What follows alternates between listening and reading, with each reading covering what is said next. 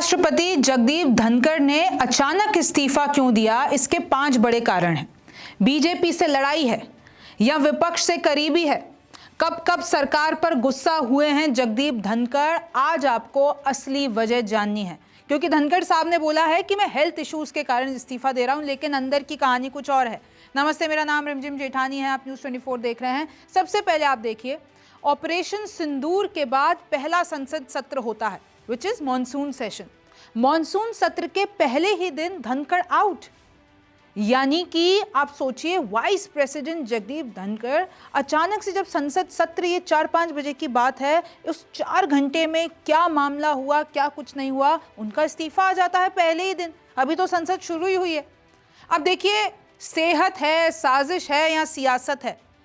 जो इन्होंने पत्र लिखा प्रेसिडेंट को, प्रेसिडेंट मुर्मू को, बताया कि मैं हेल्थ इश्यूज के कारण दे रहा हूं। लेकिन अब कांग्रेस ये शक कर रही है, कांग्रेस ये सवाल उठा रही है, भाई आप तो बहुत एक्टिव हो, हेल्थ इश्यूज अचानक से कैसे आ गए, पहले क्या नहीं थे? तो ये साजिश हुई है, ये सियासत हुई है, विपक्ष को अब शक हो रहा है। अब मैं आपको कुछ चीजें बताती हूं जो विपक्ष ने उठाई हैं।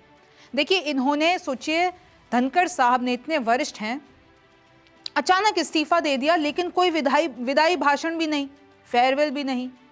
अब कयास ये लग रहे हैं कि नाराज हैं, ये बीजेपी से नाराज हैं, ये दबाव में थे। बीजेपी और इनके बीच में कुछ ऐसा हुआ है जो अभी तक जनता के सामने ये लोग लाना नहीं चाह रहे हैं। देखिए, 21 जुलाई मॉनसून सेशन का पहला दिन, 4 घंटों के भीतर खेल हो गया।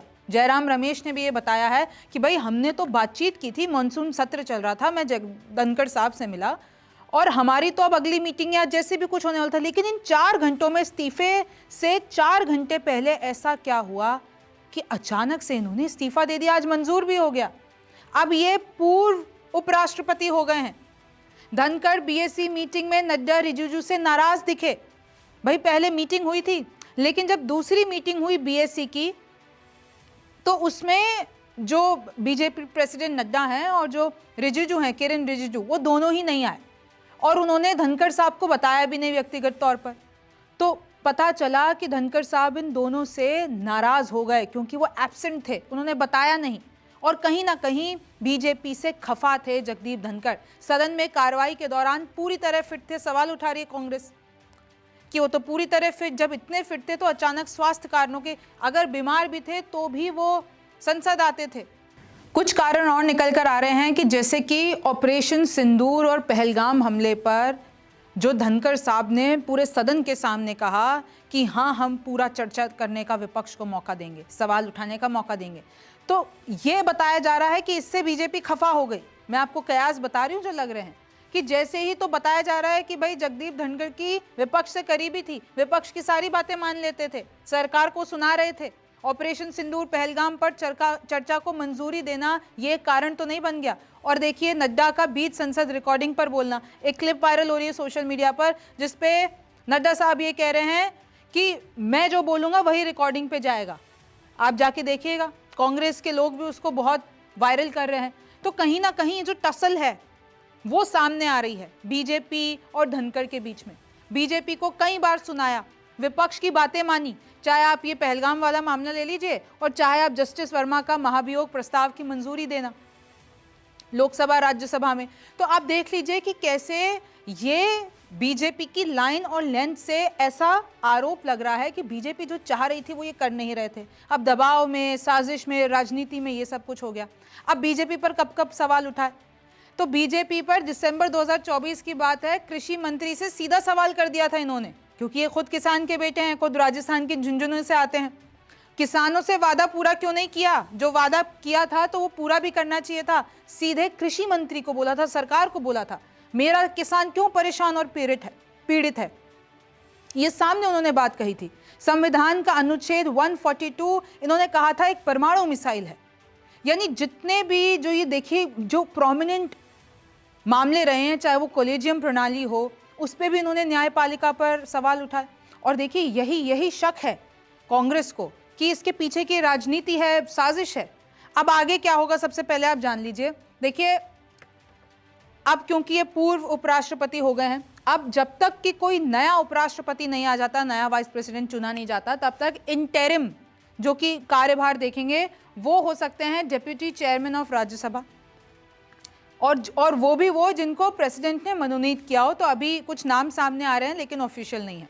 नए इलेक्शन जल्द से जल्द होने चाहिए। हमारे संविधान में लिखा हुआ है कि अगर उपराष्ट्रपति ने इस्तीफा दे दिया है तो अब जो नया इलेक्शन है वो जल्द से जल्द होना चाहिए। अब इनकी एज देखिए 74। धनखड़ का कार्यकाल अगस्त 2022 से 2027 तक, यानी 2027 तक इनको रहना था वाइस प्रेसिडेंट, लेकिन 2 साल पहले ही इन्होंने पद से इस्तीफा दे दिया। और क्यों दिया, किन हालातों में दिया, ये बहुत ही मिस्टीरियस हालात हैं। इलेक्टोरल कॉलेज उपराष्ट्रपति चुनता है। अब आप देखिए कि जो नए चुनाव होंगे यानी वाइस प्रेसिडेंट जो चुने जाएंगे वो ऐसे चुने जाते हैं कि लोकसभा और राज्यसभा के जितने भी सांसद हैं उनको एक पत्र दिया जाता है, उसमें सारे नाम लिखे जाते हैं। तो वो लोग इलेक्टोरल कॉलेज यानी जो उनको सबसे ज़्यादा पसंद है तो ऊपर नाम लिखते हैं, फिर दूसरे तीसरे स्थान पर भी प्रायोरिटी वाइज वो एक सीक्रेट बैलेट पेपर होता है और उसको बंद करके वो बक्से में डालते हैं। उस तरीके से फिर प्रायोरिटी वाइज डिसाइड होता है कि भाई अब अगला उपराष्ट्रपति कौन होंगे। योग्यता क्या है, भारत का नागरिक होना चाहिए, 35 ईयर्स से ऊपर होने चाहिए, राज्यसभा के सदस्य होने चाहिए, ये सारे हैं। तो अब अगला कौन होगा वो तो पता चलेगा, आपको भी पता है। सोशल मीडिया पर आप देख ही रहे होंगे कि नीतीश कुमार का नाम सामने आ रहा है। वो उधर कुछ बीजेपी विधायक कह रहे हैं कि अब नीतीश कुमार को बोलो कि अपना सीएम पद छोड़ें बिहार से और वो उपराष्ट्रपति बन जाएं। अब मैं आपको जयराम रमेश का पोस्ट पढ़ के बता देती हूं जहां पर उन्होंने इनडायरेक्टली आरोप लगाए। कल दोपहर 12:30 बजे श्री जगदीप धनखड़ से राज्यसभा की कार्य मंत्रणा समिति की अध्यक्षता की। इस बैठक में सदन के नेता जेपी नड्डा और किरेन रिजिजू मौजूद थे, लेकिन 12:30 के बाद जो दूसरी मीटिंग हुई 4:30 बजे, उसमें रिजिजू और नड्डा का इंतजार ही करते रहे धनखड़ साहब, और उनको व्यक्तिगत तौर पे बताया भी नहीं गया कि भाई वो नहीं आ रहे हैं। तो इससे खफा हो गए और उन्होंने खफा होकर धनखड़ साहब ने ये किया कि 1 बजे के लिए टाल दी। फिर आप देखिए जिसकी वजह से जेपी नड्डा और किरेन रिजिजू ने जानबूझकर शाम की बैठक में हिस्सा नहीं लिया। तो आप टसल देख रहे हैं, ये बैठक में ना आना, ये कुछ बीच में हुआ। ये भी है कि इसके पीछे और गहरे कारण हैं। जयराम रमेश कह रहे हैं कि सिर्फ हम मान रहे हैं कि उनकी तबीयत खराब होगी and good wishes to him, but यहाँ पे दाल में कुछ काला लग रहा है। धनखड़ जी ने हमेशा 2014 के बाद से भारत की तारीफ की, लेकिन साथ ही किसानों के हितों के लिए खुलकर आवाज उठाई। उन्होंने सार्वजनिक जीवन में बढ़ते अहंकार की आलोचना की और न्यायपालिका की जवाबदेही व संयम की जरूरत पर जोर दिया, न्यायपालिका पर सवाल उठाए। मौजूदा G2 सरकार के दौर में भी उन्होंने जहां तक संभव हो सका विपक्ष को जगह देने की कोशिश की। कहीं इसी चीज से तो बीजेपी खफा नहीं हो गई। वह नियमों, प्रक्रियाओं और मर्यादाओं के पक्के थे। आप सोचिए कांग्रेस कितनी तारीफ कर रही है, लेकिन उन्हें लगता था कि उनकी भूमिका में लगातार इन बातों की अनदेखी हो रही है, बीजेपी गलत कर रही है धनखड़ साहब के साथ, उनको वो लगता था। श्री जगदीप धनखड़ का इस्तीफा उनके बारे में बहुत कुछ कहता है, साथ ही ये उन लोगों की नीयत पर भी गंभीर सवाल खड़े करता है जिन्होंने उन्हें उपराष्ट्रपति पद तक पहुंचाया था। अब सोचिए कि कितना मिस्टीरियस पोस्ट है, कितनी ऐसे बिल्कुल एकदम निकल गया है कलेजा कांग्रेस का कि ओह क्या हो गया उपराष्ट्रपति जी के साथ, क्यों उनके साथ गलत हो रहा है, कितने मर्यादा उसूलों के पक्के थे। ये वही कांग्रेस है और ये वही विपक्ष है, ये वही टीएमसी है जो धनखड़ साहब की मिमिक्री करती है। ये वीडियो आपको पता होगा ना, स्पाइन नहीं है, झुकते रहते हैं, हाथ जोड़ के हर किसी के, धनखड़ साहब की स्पाइन चली गई है। और देखिए राहुल गांधी यहाँ पर वीडियो बना रहे हैं और ये वाली वीडियो मैं आपको साइड में चला भी देती हूँ। ये हैं टीएमसी के कल्याण बनर्जी, कैसे मिमिक्री कर रहे हैं, मजाक उड़ा रहे हैं धनखड़ साहब का कि इनकी कोई रीढ़ की हड्डी नहीं है, आई एम स्पाइनलेस। और ये वही विपक्ष है जो आज उनको फिक्र हो रही है धनखड़ साहब की, तब कहाँ गई थी ये फिक्र।